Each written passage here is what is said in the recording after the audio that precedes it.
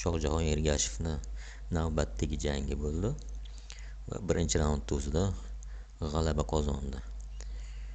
Shu jang bo'yicha analiz qilsak, avvalambor ko'ramiz. Bir raundgina davom etgan. Hindistonlik raqibi hindistonlik. Ismi Gurpreet Singha. Ko'raylikchi nima bo'lganini. Shu jang boshini o'zida ko'rsa bo'ladiki, Shohjahon Ergashev o'zining raqibidan ancha yirikroq.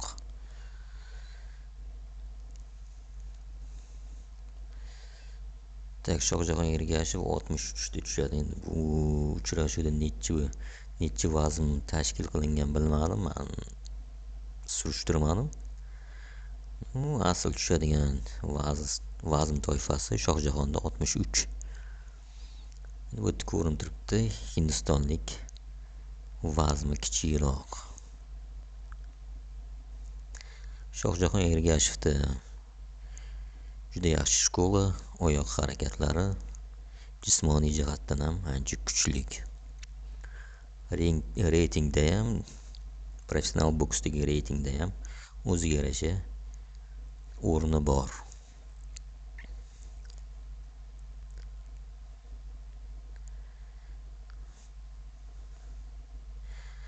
Bunaqa janglarni men ko'rmayman, sababi oldindan o'zim ma'lum nima bilan tugashini. Buni men hozir analiz paytida ko'rsatib beraman.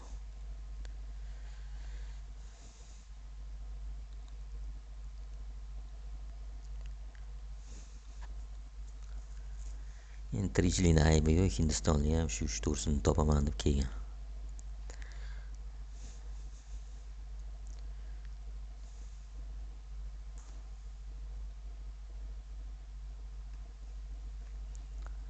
Yiqildi, knockdown bo'lgani yo'q.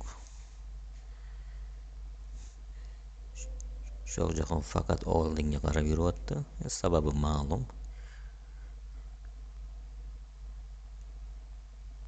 Jigar bo'ldi, jigariga tegdi. Knockdown sanayapti. O'ziga kelmasa to'xtadi, bo'ldi, tugadi. Davom ettirsa bo'lardi. Hindistonlik ham biroz tushundi, u ham jin emas.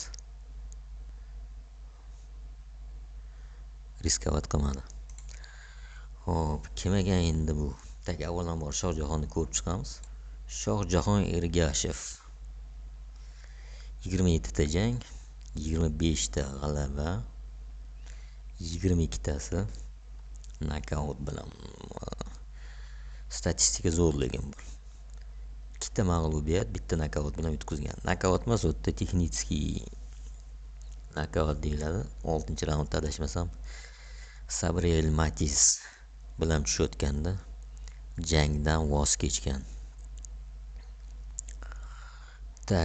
Jahon bo'yicha 55-o'rinda ekan, yaxshi, yomon emas. O'zbekistonda 63 kiloda 1-o'rin. 27 ta jang, umumiy o'tkazgan raundlar 86 ta raund, nokaut foizi 88%. Вообще zo'r desa bo'ladi. 34 yoshga kirgan, bu degani o'zi karyera tugayotgan davr. O'zbekistonlik Amerikada tayyorgarlik qiladi. Endi hozir bilmadim, Amerikada tayyorgarlik qiladimi yo'qmi? Ba'zida shunaqa yozilgan ekan. Xo'p, kimlarga yutqizgan? Sabrel Matizga yutqizgan. Kim ko'rgan bo'lsa 6-raundda voz kechgan. Bunaqa shans o'zi aslida bir marta keladi. U kamar uchun jang bo'lgan edi. U shansdan foydalanmadi. Ratda riskovat qilgisi kelmadi. Keyin yana bitta narsa, men bu odamga ham yutqizgan. Julian Smithga. Hozir qayerda edi? Videoda ko'rinsa, mana shu jangda ham yutqizgan.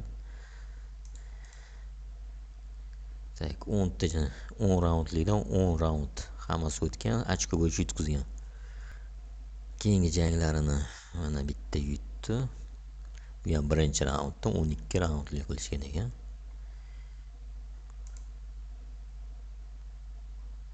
Mana oxirgisi Singh. Uni ham birinchi raundda yutib qo'ya qoldi. 60 kilo, 63 kilo vazn toifasi, 34 yosh, 20 ta jang. Tak, Hindistonlikni ko'ramiz. Tak, bunda olib qaraganda o'zi to'la to'kis ma'lumot ham yo'q o'tdi. Jang payti 11 ta jang o'tkazgan deb aytadi. 11 ta emas, mana 8 ta jang o'tkazgan, 7 ta yutgan, 3 ta nokaut, bitta mag'lubiyat. 8 ta jang, 25 raund o'tkazgan umumiy deganda. Vazn toifasi super yarim yengil vazn hisoblanadi. Super yarim yengil degani bo'ldi. Super yarim yengil degani 59-58 vazn toifasi hisoblanadi. 58-59 o'zinglar solishtiraveringlar. 63 ta tushadigan bilan 59 da tushadigan bir-biriga qarama-qarshi chiqyapti. 42% nokaut. Endi bu yerda 8 ta jangdan bitta nokautda. Yoshi ham ko'rsatilmagan bu yerda. Reyting bo'yicha reytingi ham yo'q deb bu yerda bundoq qaraganda. Mana bu yerda reytingda 3,5 yulduzcha 55-o'rinda. Reytingi ham yo'q, reytingi ham chiqmagan odam. Endi естественно kim bilan tushgan? O'zini ham qishloqlar bilan tushgan hindistonlik boksyor.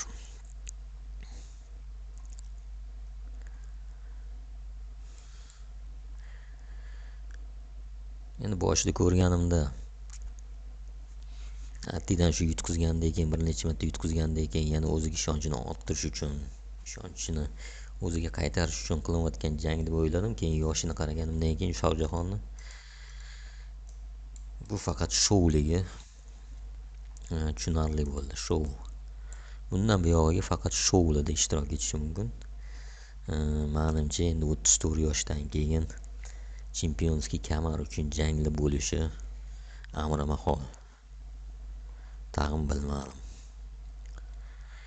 Tagi muhimi muxlislar xursand bo'lishdi. Muxlislar tushundi. Tak omadini bersin. Eng muhimi ikkala taraf pul ishlab olgan bo'lsa bo'ldi.